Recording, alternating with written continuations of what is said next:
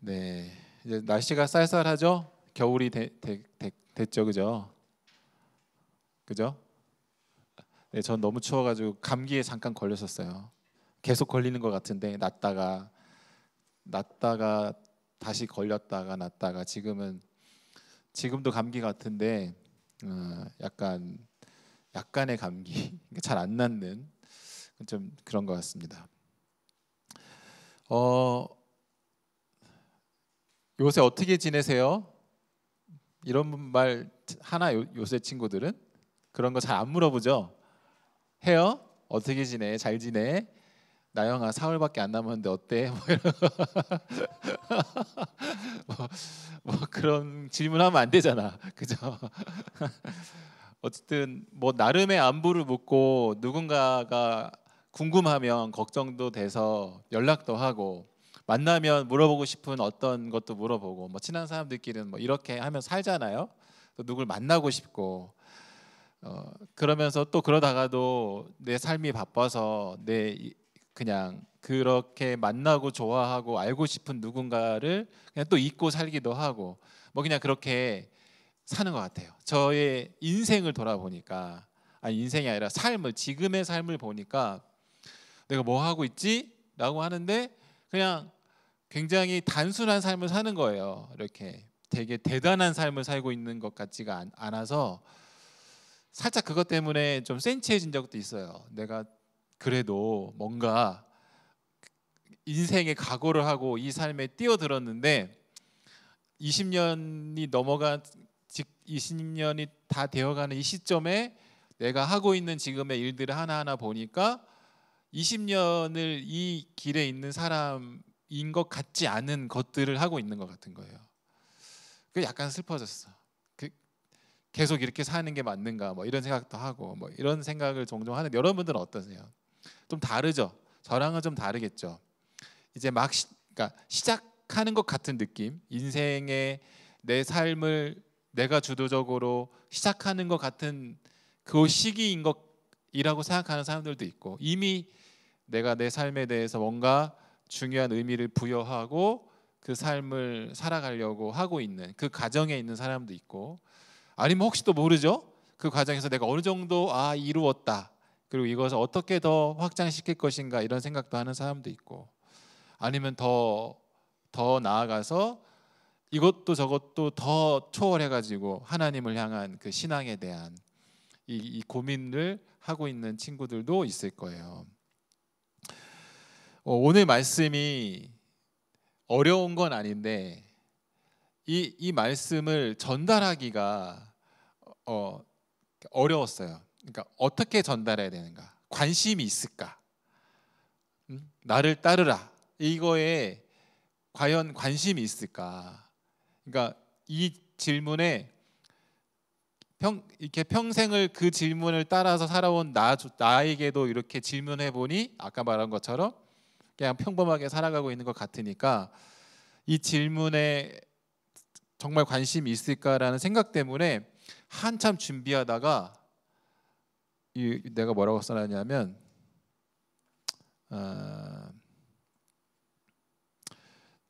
따르라고 했을 때 예수님을 따르려는 마음이 우리에게 있는가? 거기에 대한 마음이. 그래서 어떻게 따라야 되지? 따른다는 게 뭐지? 그렇게 따라가고 싶은데 난 지금 어떻게 해야 되지? 이런 마음이 있어야 이 얘기가 들릴 것 같은데 그 부분에서 고민이 되는 거예요. 잘 모르겠기도 하고 아니면 제가 자신감이 없어서 여러분들을 대면할 때 이 얘기를 하는 것에 뭐랄까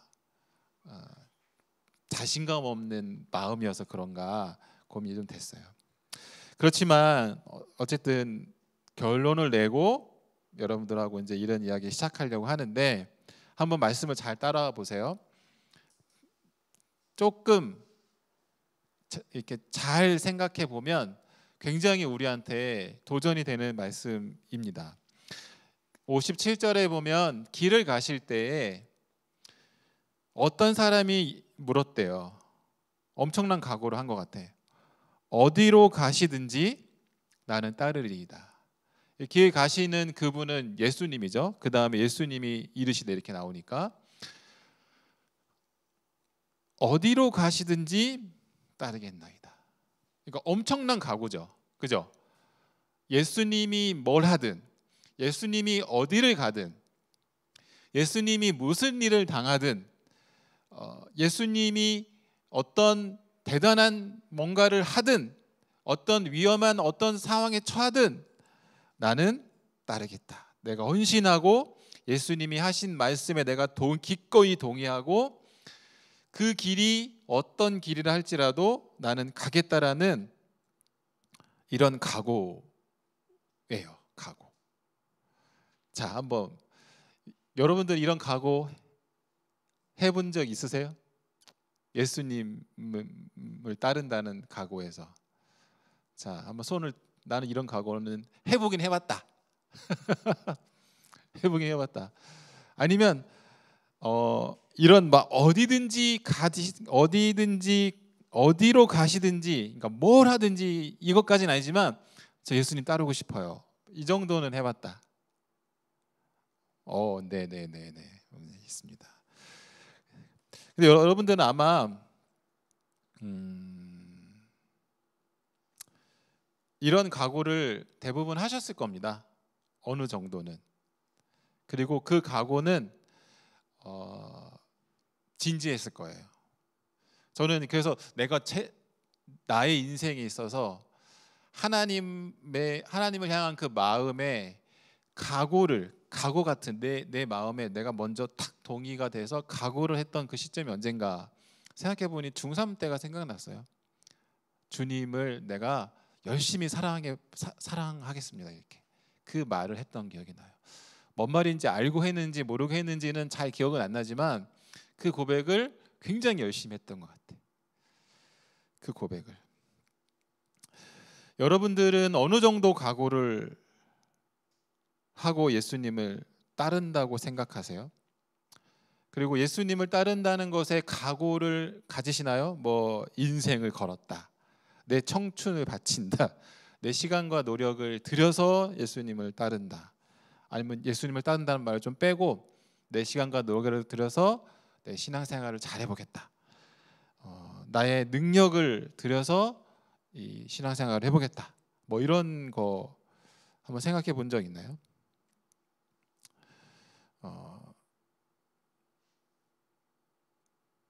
우리가 굉장히 대단한 고백을 하든, 그리고 좀 덜 대단해 보이는 고백을 하든, 그리고 그 고백을 하고 나서 잘 못 살든, 하나님은 우리의 고백을 귀하게 받아주세요. 그거를 인정해 주세요. 베드로가 예수님이 잡히시기 전날 예수님이 막 자꾸 나는 잡혀간다, 난 죽을 거야 그랬을 때 베드로가 저는 절대로 예수님 배반하지 않겠습니다, 뭐 이런 얘기 하잖아요. 그러니까 예수님이 네가 닭이 2번 울기 전에 나를 3번 부인할 거야, 막 이렇게 하고 다른 제자들도 절대 예수님 제가 배반하지 않겠습니다 하는데 결국 예수님 잡혀가는 그날에 다 도망가고 베드로는 부인하죠. 그런데 다시 예수님이 베드로를 찾아와서 너가 나를 사랑하느냐, 이 얘기를 하고 내 양을 먹이라, 이렇게 예수님이 그 베드로를 이렇게 수용하는 거 장면이 나와요. 그 장면을 가만히 생각해 보면 예수님은 그의 사랑하는 백성들의 고백을 그대로 받아주세요. 그래서 오늘 이 이야기를 보면, 어떻게 보면 쭉 끝까지 읽어보면 딱 느낌이 뭐야? 하나님 나라를 전파하는 사람은 이런 삶을 살아야 되라는 어떤 마치 커트라인을 정해놓은 것처럼, 이런 각오를 해야 되는 사람처럼 그런 것을 딱 못 박아서 얘기하는 장면처럼 보이지만, 거꾸로 그러니까 다르게 생각해 봐야 되는 게 뭐냐면, 결론적으로 얘기하면 그걸 얘기하는 게 아니고 우리가 하나님의 나라에 대해서 어떻게 생각해야 되느냐라고 알려주고 있는 장이라고 보고 한번 같이 갔으면 좋겠어요. 그런 차원에서 예수님은 우리의 각오를 아주 귀하게 여기세요. 모든 각오에 대해서, 우리 신앙의 고백에 대해서 내가 얼떨결에 했든, 그리고 예수님이 우리를 부르셔서 우리의 마음에 동했든, 그리고 내가 먼저 예수님을 따르겠다라고 각오가 생겨서 했든, 그 모든 우리의 고백들은 예수님은 귀하게 여기세요. 그런 분이 하나 예수님이세요. 그 이야기를 생각을 하고 가보자는 거예요. 왜냐하면 57절에 이렇게 질문을 했는데 58절에 예수님의 대답이 동문서답이에요. 왜냐하면 내가 예수님을 따르겠습니다 그러면 아 그래? 그 생각 좋네 라든가 야 네가 하는 소리 너 무슨 소리인지 알기나 해? 이렇게 하든가 아니면 야 네가 따르려고는 그 각오가 정말 맞아? 내가 한번 테스트 해볼까? 해서 또 질문하든가 이런 게 아니라 갑자기 그 질문에 대한 가타부타가 아니라 예수께서 이르시되 여우도 굴이 있고 공중에 새도 집이 있으되 인자는 머리둘 곳이 없다. 갑자기 이 얘기 딱 해요. 어떻게 연결시켜야 되는가? 아니면 예수님은 뭔가 그 친구에 대해서 뭔가 알고 얘기했는지 모르겠지만 그 각오를 한 그 누군가를 향해서 나는 이런 삶을 살아 이렇게 얘기하는 거거든요.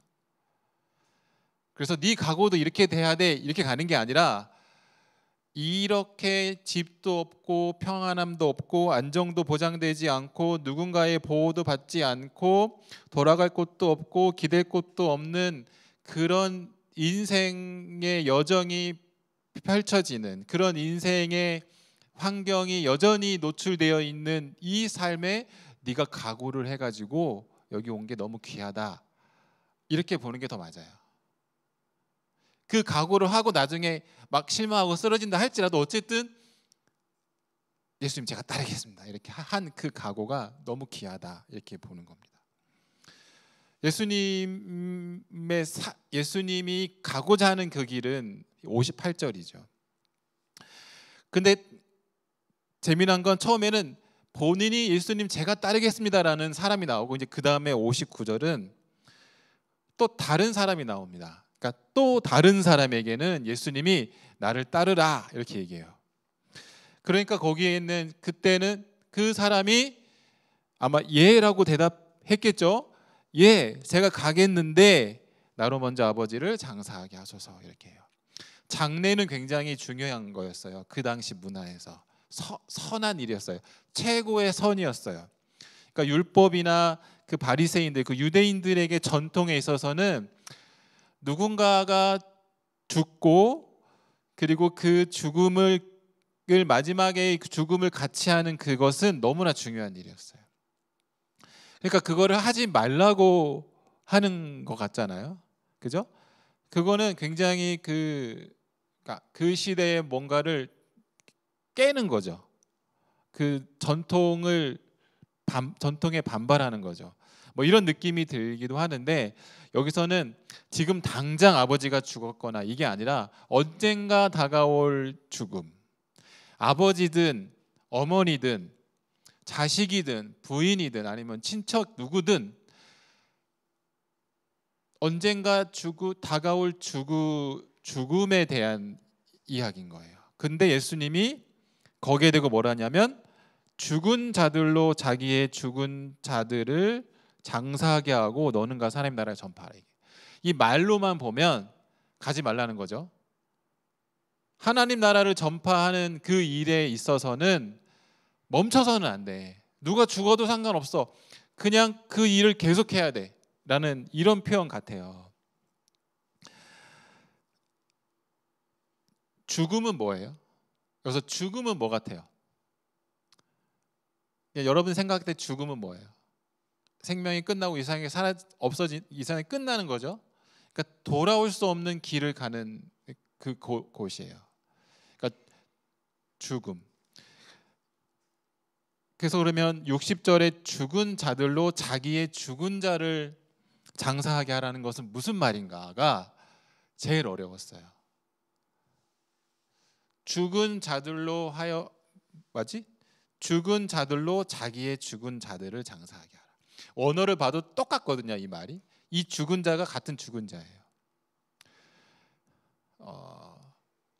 여기서 이거를 그러면 죽은 유령을 얘기하는 건가? 그건 아닌 것 같고, 이미 죽은 자일까? 아니면 살아있지만 죽었다고 여기는 자들인가? 살아있지만 생명이 없는 자들, 사망의 늪에 빠져 있는 누군가들, 이런 거죠. 그러니까 약간 구분한 거죠. 죽은 자들이 아니에요. 그러니까 죽은 자들로 자기의 죽은 자들은 죽음이라는 것, 결국은 인생의 누군가 이런 얘기했어요. 인생에 확신할 수 있는 것은 한 가지다. 우리에겐 죽음이 있다. 이런 얘기하는 사람이 있는데, 결국은 죽음을 향해서 가는 그들은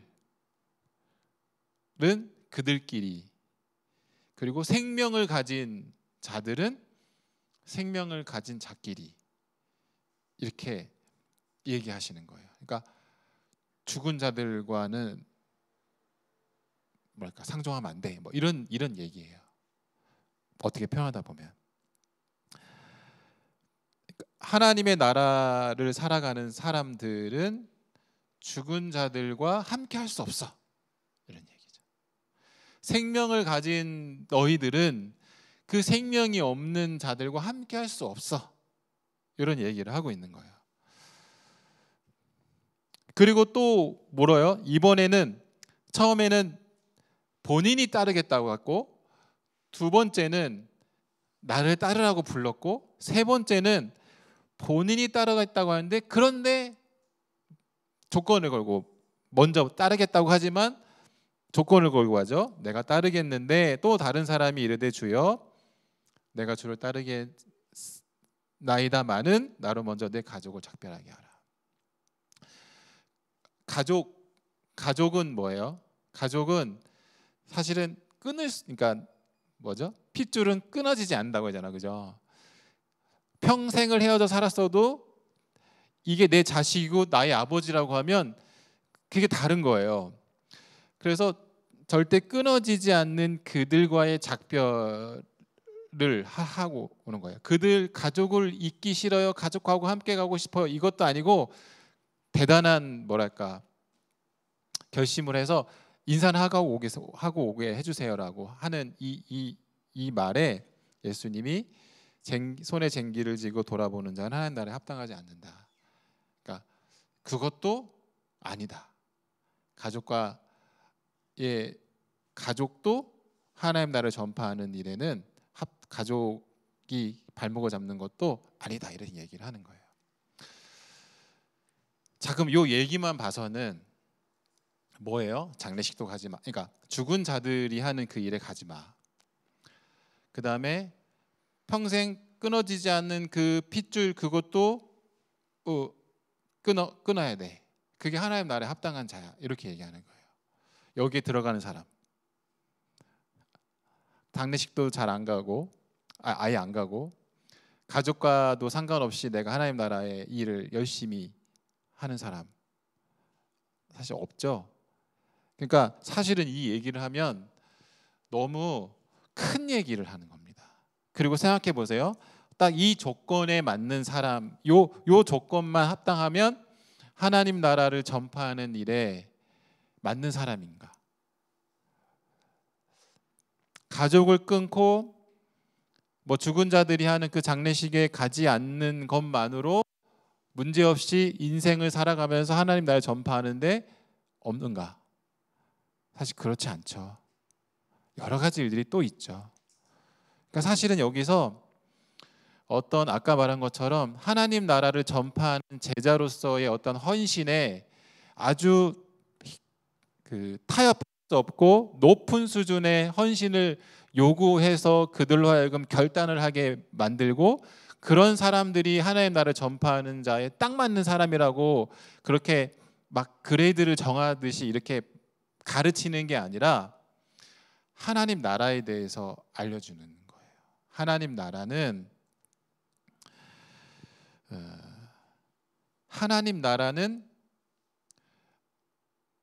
하나님만 생각하는 것. 하나님 나라는 생명이 있는 곳. 하나님 나라는 그 하나님과 함께하면서 평강과 희락과 화평이 있는 그곳이야라고 얘기하면서 그런 곳에는 죽은 자들, 생명이 없는 자들이 있을 수 없고, 생명이 없는 자들과 함께 있을 수 없고, 그 다음에 가족처럼 뭔가 여전히 우리를 끌어당기는, 내가 헌신하려고 하는데 끌어당기는 것들, 가족이 아니라 다른 것도 있을 수 있겠죠. 돈이 문제가 있을 수도 있고, 내 삶의 주변에 걸리는 어떤 또 장애들이, 말 못하는 장애들이 있을 수 있어요. 그런 것들이 염려와 불안과 전전긍긍이 되어서 사는 곳이 하나님의 나라가 아니라는 것을 말하고 있는 거예요. 좀 어렵지만 잘 생각해 보세요. 이 말씀대로 살려고 무지하게 애쓰는 사람들이 그동안 되게 많았어요. 옛날에는 그 신앙촌이라고 몇 번 제가 얘기했는데, 가족과 인연을 다 끊고 그냥 짐 싸들고 돈 들고 그 촌에 들어간 거야. 이 말씀대로 다 끊고 가서 하나님께만 집중, 하나님 나라의 전파를 위해서 집중해야 돼라고 해서 그렇게 산 사람들이 있어요. 모든 걸 팔고. 그래서 뭐 아직도 남아있는 그런 데도 있고, 뭐 신천지도 마찬가지죠. 가족 다 끊어버리고 자기들끼리 모여 살아요. 그래야지 된다라고 하죠. 대전의 어느 교회는 전통교단이긴 한데 문제가 이렇게 좀 있는 전통교단인데, 거기도 다 집을 나와가지고 교회 근처에 같이 살아야 돼. 뭐 그런 게 있어요. 근데 그런다고 되나요? 그렇게 따라간다고 뭔가 되나요? 결국은 사이비가 되고 무리가 되죠. 그래서 이 말씀을 그렇게 말 그대로 과격하게 하는 것이 아니라, 우리가 인생을 살면서 하나님 앞에 헌신을 했지만, 각오는 했지만 여전히 우리를 끌어당기고 있는 것들이 있다는 거예요. 장사를 해야 될 것 같은, 그러니까 장례를 치러야 될 것 같은, 그 다음에 여전히 끊어내지 못하는 염려와 근심들. 내가 헌신을 막 했지만, 주님 그래도 내 살 길은 좀 찾아봐 주셔야 되지 않겠나요? 뭐 이런 것들이 있죠. 각각의 다양한 내 뒤통수를 끌어당기는, 열심히 하고 싶지만 여전히 내 발목을 잡고 있는 이런 것들이 여전히 우리한테 있다는 겁니다. 그런 것들이 하나님의 나라를 살아가는 우리지만, 그래서 한쪽 발은 하나님의 나라에 대해서 같이 있고, 각오도 돼 있고, 동의도 되고, 열심히 하고 싶은 마음도 있어. 그런데 여전히 한쪽 발은 염려도 있고, 여전히 나를 끌어당기는, 끊기 어려운 것들도 같이 동시에 있다는 거예요. 왔다 갔다 하는 거죠. 그걸 보여주고 있어요. 그런데 하나님의 나라를 산다는 것은 화평과 평안과 그 다음에 의로움과 이런 것들이 우리 안에 충만한 삶이라고 우리에게 소개하는데, 왜 그러지 못하냐? 여전히 우리가 끊지 못하는 것들이 있는 거예요. 가족이 있고, 장례해야 될 것들이 있고, 뭔가 상관을 해야 되는 것들이 있는 거예요. 그런 것들을, 그리고 아까 예수님이 처음 말한 것처럼 집도 없고 안식처도 없는 그 곳을 계속 쭉 가야 되는데, 거기에 대한 어려움들을 있는 거죠. 각각의 저도 있어요.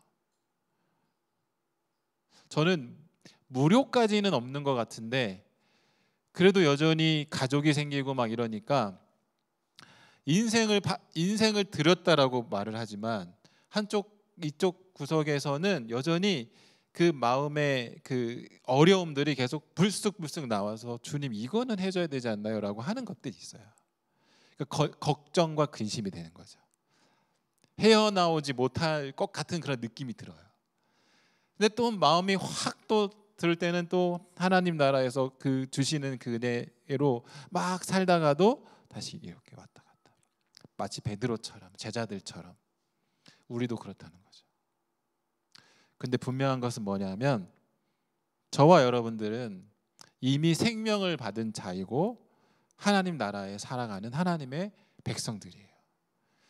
근데 문제는 우리 안에 갖고 있는 끊어내지 못하는, 내려놓지 못하는, 여전히 전전긍긍하는, 걱정하는 것들이 우리의 발목을, 우리의 생각들을, 우리의 각오들을 이렇게 끌어내리고 있어서 온전한 희락과 온전한 화평과 온전한 의로움이 나타나지 못하는 거죠.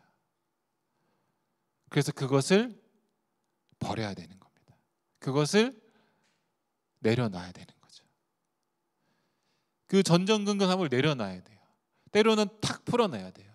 아까 아침에 지나가다가 직접 들은 건 아니에요. 어떤 분이 우리 교회 분은 아닌데 전에 있던 교회에 있던 어떤 분에 대해서 얘기하는데 어떤 분이 아침에 가다가 사고가 났어. 그래서 빨리 수술을 해야 돼. 수술하러 들어갔는데 결국 수술을 못했어. 왜 그러냐고 이유를 물어보니까 이 다친 분이 너무 어이가 없는 거야. 화가 나고 도대체 내가 왜 사고를 당하고 왜 다쳐갖고 지금 내가 왜 수술을 받아야 돼. 못 받아들이는 거야. 그래서 혈압이 막 올라가가지고 수술을 못하는 거야. 마취를 못해가지고 그냥 불불 끊는 거지. 못 끊는 거야. 그 순간에 왜 나한테 도대체 하고 싶은 그 마음 때문에 나는 아무 문제 없고 내가 다 했는데 도대체 나에게 이런 일이 왜 생기는가에 대한 이게 부글부글 그 화병 때문에 이런 사람들 많아요. 그래서 내려놔야 돼. 내려놨을 때 화평이. 그 생각하니까 지난 우리 여름 수련회 때 수련회 갔을 때 요양원에 들렸었잖아요. 거기에 미국에 살다가 오신 그 어떤 할아버지가 계셨어. 치매야. 이분은 똑똑해. 자식들 너무 잘 돼. 근데 치매야. 그분 생각이 들었어. 인생에 뭔가 잘난 것도 있고 잘된 것도 있고 행복했던 것도 있고 자기가 꽉 쥐고 살아온 내려놓지 못한 것이 있는데 있다가 살다가 스스로 내려놓고 그 스스로 내려놓음으로부터 하나님으로부터 평강과 은혜를 경험하지 못하고 스스로 내려놓은 게 아니라 그냥 정신이 이제 나간 거죠. 그렇게 사는 분도 있습니다. 평생을 그냥 그렇게 힘들게 살다가 본인이 내려놓지 못하고 그냥 탁 나간 거죠. 사실 불행한 거죠. 본인 인생이 어떤지 모르겠지만 우리가 생각보다 못 내려놓는 게 많습니다. 예수님은 하나님의 나라에 대해서 이 말씀을 통해서 따르라고 하는 사람들, 따르겠다고 하는 사람들, 따르겠지만 이런 조건을 좀 내미는 그 세 가지 부류를 이야기를 하면서 우리에게 알려주는 건 하나님의 나라는 죽은 자와 생명이 있는 자가 같이 있을 수가 없어. 생명이 있는 자들이 있는 곳이야. 죽은 자들은 그 경험을 할 수가 없어. 그렇기 때문에 너네들이 생명이 있는 자로서 살아가야 돼. 그런데 여전히 우리는 양발을 걸치듯이 우리의 마음이 갈라져서 두 군데 다 있는데 그럴 수밖에 없는 인생을 살아가는데 그 인생에서 우리가 생명이 없는 것들은 내려놔야 돼. 내려놓을 줄 알아야 돼. 이걸 다른 말로 하면 맡겨야 되는 거지. 내려놓고 너의 멍에는 주님 앞에 내려놓고 맡기는 삶. 그럴 때 오는 주님이 주시는 평강과 은혜와 의로운 삶들이 우리 삶에 펼쳐진다는 거죠. 여러분, 우리는 하나님의 나라의 시민입니다. 이미 생명을 얻은 자들이에요. 근데 마치 생명이 없는 자답게 살아가고 있는 게 우리의 삶에 이 결핍이 생기는 겁니다. 그걸 내려놓아야 돼요. 죽는 그날까지 완벽해지지 않을 수 있겠죠.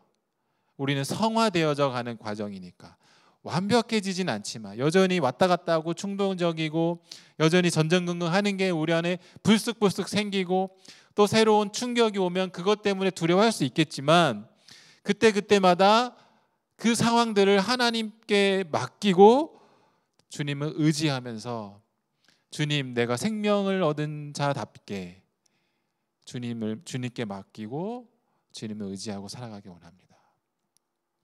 내 뒤통수를 끌어당기는, 내 마음의 한편에 나를 부글부글 끓게 만드는, 나를 간질간질거리게 만드는 이것들을 잘 내려놓는 여러분들이 되시기 바랍니다. 그렇게 된다면 내 일상이 그냥 별거 아닌 것들로, 그냥 대단한 게 아닌 것들로 채워지고 있다 할지라도 그 가운데서 하나님의 사람으로서 하나님의 나라를 살아가는 천국 시민의 기쁨과 감사를 경험할 수가 있는 거예요. 우리 인생이 대단한 판타스틱하고 하나님의 은혜가 있다면 뭔가 대단한 영광이 있고 대단한 어떤 내 주변의 환경들이 막 그 천국처럼 펼쳐지고 그런 게 아니라 똑같다 할지라도 매일매일 반복되는 삶을 그냥 해내야 되는 삶이라 할지라도 그 속에서 하나님 나라를 경험할 수 있어요. 왜? 생명을 얻은 자니까.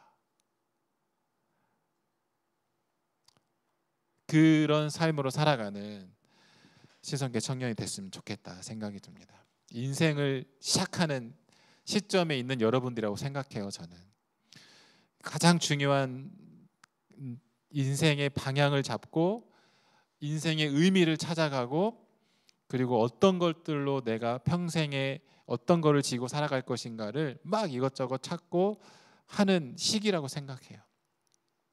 이 시기에 여러분들이 신중하고 또 하나님의 나라의 시민답게 하나님을 바라보면서 그 일들을 선택해 본다면